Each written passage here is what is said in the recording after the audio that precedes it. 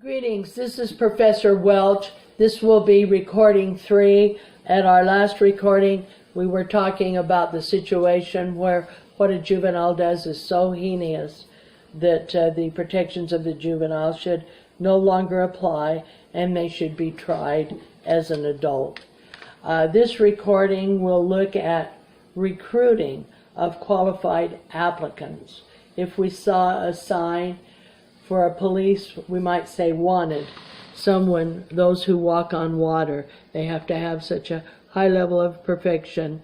We want someone that has the wisdom of Solomon, the courage of David, the patience of Job, and the leadership of Moses. Many people think that the policeman is the most difficult job in America.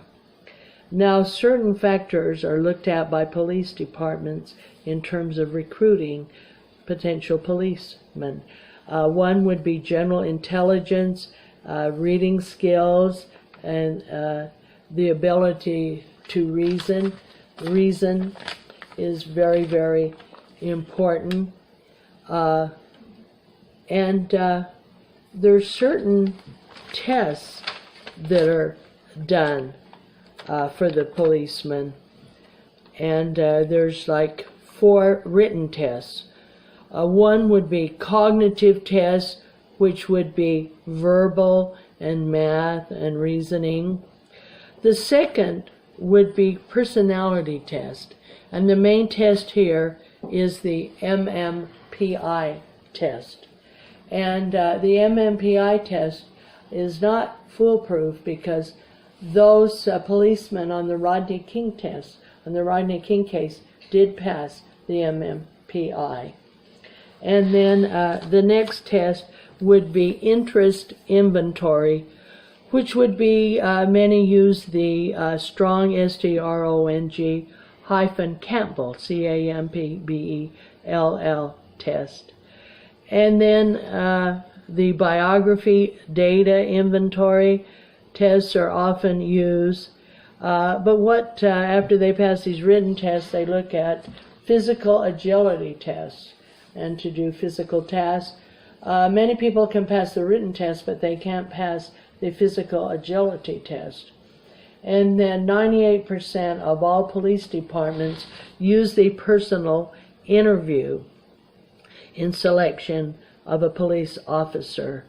And you may be given little hypothetical questions. If this happened, what would you do? They're looking at your ability to reason, your ability to communicate.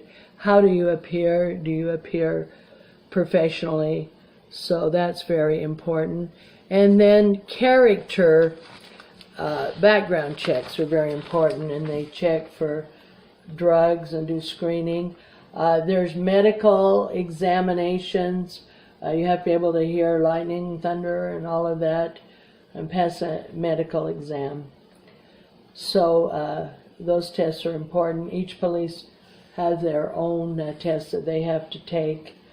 There's a famous model by John Broderick, and this is the 4 types of personalities.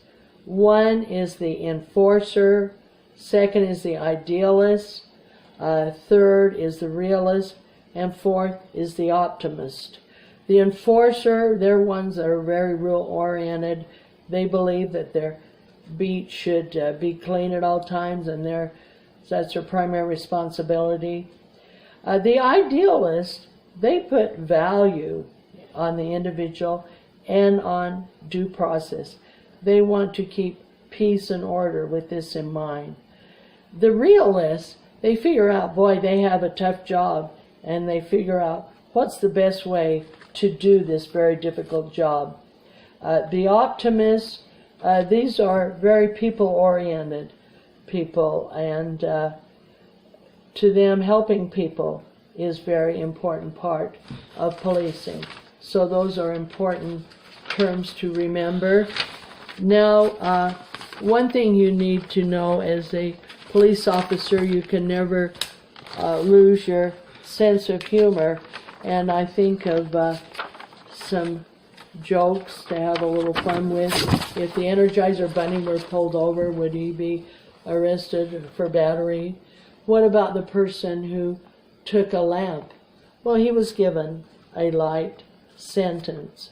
So what did the policeman say to his belly button? You're under a vest, V-E-S-T. And we know based on our society, a lot of vests must be worn, a lot of new technology and robots for police protection. So this will be the end of our recording for tape 3.